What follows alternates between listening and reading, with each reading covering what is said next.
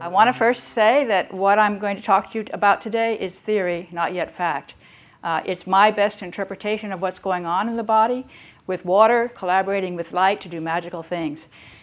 It's not yet proven, but I'm hoping research in the future will, in fact, verify that I'm right.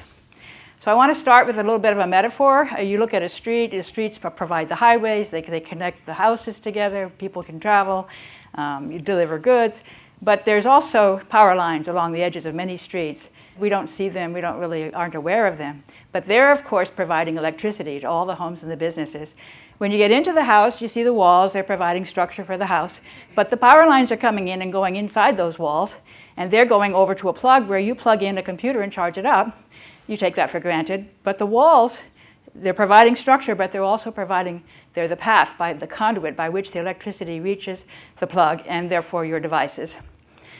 There's something similar going on in the body. The body, of course, has this massive blood network that supplies goods, takes away waste products, does very important things for the body, but it's also a supply of the electrical circuit for the body.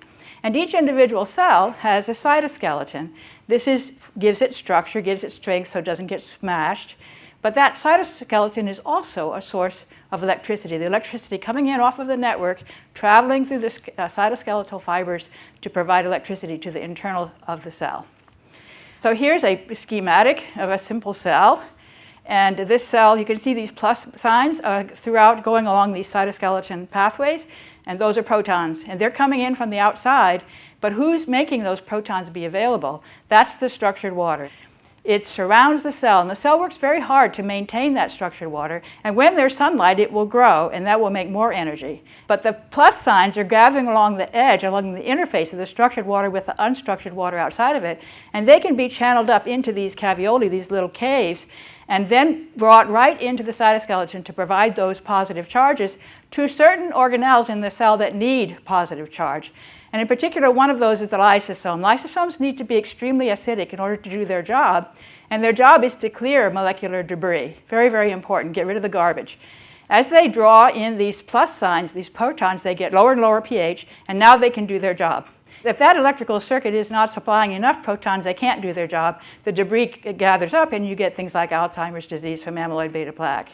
There's also the mitochondria. Those are the source of energy for the cell. They make the ATP, and they also depend on protons to supply a lower pH in their intracellular membrane compared to the pH in the interior world.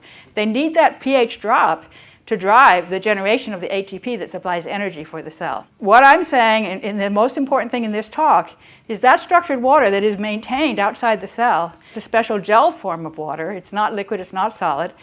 And it also induces this charge separation that creates a battery. And what happens then is that the cell uses those protons to go into the cytoskeleton to supply the positive charge, and the electrons stay inside the structured water, and they provide energy for another very, very important purpose, probably other purposes as well, but one that I'm very focused on is the synthesis of sulfate.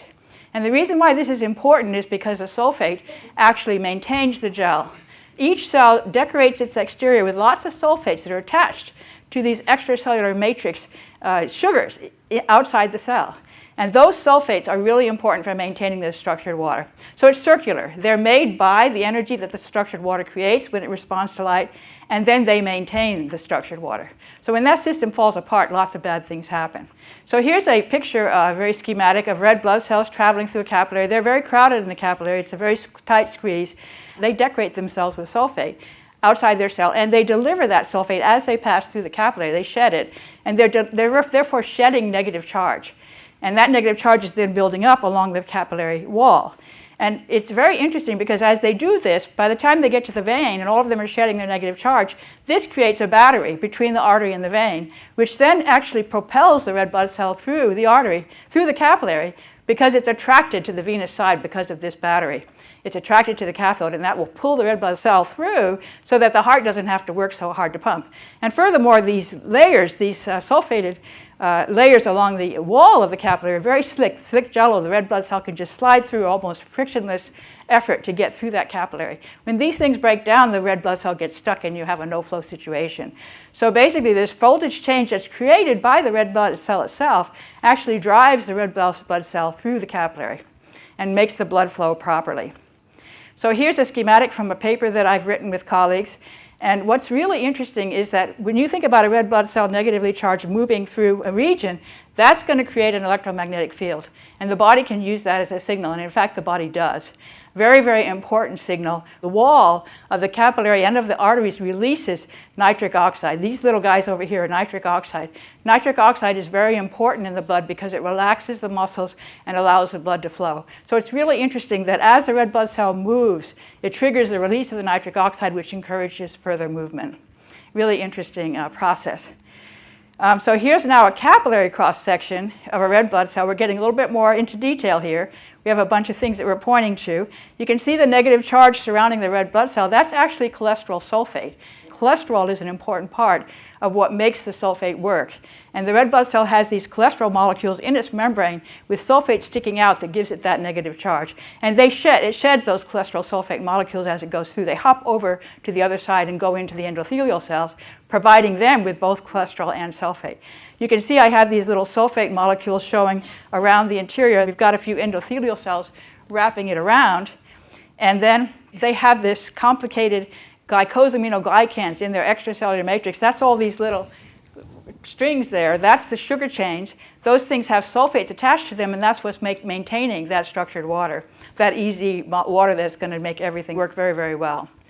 And then, of course, you have the protons gathering along the inside there, and you have this battery created within the structured water that can provide energy to the cells. So this is my provocative proposal. Cholesterol sulfate supplies oxygen, sulfur, cholesterol, energy, and negative charge to all the tissues. Very, very important list of things. Sulfate has 4 oxygen molecules, so this is another way that the red blood cell can actually deliver oxygen to the tissues. It has the oxygen bound to the hemoglobin, but it can actually deliver the oxygen in the form of sulfate. And of course, the negative charge and the energy are very, very important. Sulfate is synthesized in the skin and in the red blood cells and in the platelets using the energy of sunlight. So if you look at the veins in the back of your hand, hold those up to the sunlight, you'll be making lots of sulfate. And that'll be combined with cholesterol to make cholesterol sulfate. And then that will end up making your cells very, very happy. And we believe the molecule that does this is the same molecule that makes the nitric oxide, which is very, very interesting. That we have written in 2 papers now, this group, claiming that endothelial nitric oxide synthase, eNOS, a very, very interesting molecule, can oxidize both sulfur and nitrogen. And it chooses which one to oxidize based on the situation in the current environment. It's constantly monitoring the signals, for example, the electromagnetic signals, to decide which one to make on a case-by-case, moment-by-moment decision. So the skin then is a solar-powered battery, and we are able to use the sunlight for energy just as the plants are. But we do it in this very different way that's actually going to provide us with what animals have, which is mobility and a brain. We have a nervous system. Plants don't have that. They use the sunlight very differently. So this is my bold claim. Deficiencies in cholesterol and sulfate supplies to the blood and to the tissues are the most important factor behind modern diseases. And I have looked at many, many modern diseases, and I can see that in many cases what's happening is the body is attacking a particular organ or an organ system in order to get at the sulfate that's there, in order to give that sulfate to the blood because the blood is deficient. If the blood doesn't flow, the body doesn't work. So that becomes the #1 priority, and various organs get sacrificed. And that will explain different kinds of diseases like rheumatoid arthritis and Alzheimer's and autism. So eNOS, unfortunately, is very vulnerable, and this is why we face a problem right now. It has a lot of dependencies. It depends on vitamin B12, which is cobalamin. That means it depends on cobalt. It depends on iron because it has a heme group. It depends, of course, on sulfur. There's a zinc atom in there. Of course, oxygen, glutathione, the antioxidant glutathione, and of course, sunlight.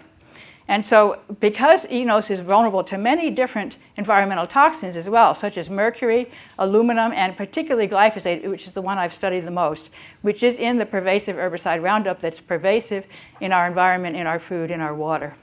Roundup, I think, is causing a serious problem for eNOS, which is causing us to have this massive sulfate deficiency. So eNOS, in fact, it's a member of this class of enzymes called cytochrome P450 enzymes, which both aluminum and glyphosate have been shown to suppress. So how to stay healthy? Eat a strictly certified organic diet. My husband and I have been doing this only for the last 3 or 4 years when we first found out about glyphosate. It has done wonders for our health. We totally believe in it. get lots of dietary sulfur. That means great foods like broccoli, garlic, onions, seafood, liver, for example, if you can get a healthy liver. Get out in the sunlight as much as you can. I love to take walks on the beach, in the water. You're getting everything there. You're getting the grounding, you're getting the sunlight, and fresh air. So really, really useful to take a walk on the beach in the sunlight. In summary, the human body uses sunlight to make sulfate, which maintains gelled water surrounding cells. That gelled water induces charge separation, and that supplies electricity to the tissues. Sulfate is essential to prevent a no-flow situation in the blood. That's why the red blood cells can scoot through so easily through the capillaries. Makes the heart sing because it doesn't have to work nearly so hard. Enos is a magical protein that makes sulfate in response to sunlight, but it's highly vulnerable to both deficiencies in certain nutrients and poisoning from various toxic chemicals, especially Roundup. So the path to good health includes a sulfur-rich organic diet, lots of sunlight exposure, and frequent grounding. And then two things that I would like to see happen, two studies that need to happen in my opinion. Of course there are many, but these are my two top picks. One is to confirm that I'm right about Enos making sulfate, because so far it's just a theory. We have a detailed written up account of why we think this is happening, but it hasn't been proven. Enos oxidizes both sulfur and nitrogen and depends which one on the environment to be able to control the blood flow and get the blood just right to be able to move. The second one, which I haven't mentioned but which I feel is very important, I believe that glyphosate is getting into proteins by mistake in place of glycine. Glyphosate is a glycine molecule with an extra thing attached to the nitrogen. I've written papers about this, and I feel the evidence is really compelling, but it has not been shown. And I believe that chemists ought to be able to design an experiment which would show that this is in fact happening. Thank you very much.